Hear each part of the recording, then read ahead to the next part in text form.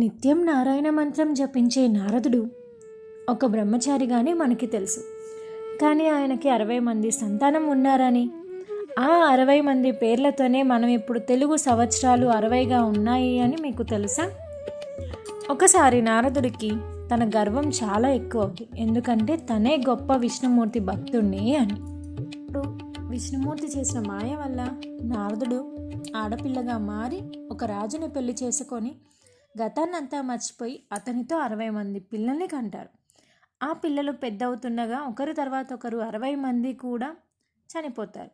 అప్పుడు పుత్రశోకంతో ఉన్న నారదుడి దగ్గరికి విష్ణుమూర్తి వెళ్ళి ఆయన చేసిన మాయ అంతా వెనక్కి తీసుకుంటారు. అప్పుడు నారదుడికి చెప్తాడు, ఇది సంసారము అంటే నీవు గొప్ప భక్తుడివి ఏమీ కాదు, కానీ నీకు పుట్టిన 60 మంది పిల్లలను కాలచక్రంలో తిరుగుతుంటారని, వాళ్ళే తెలుగు సంవత్సరాలు 60గా ఉంటారని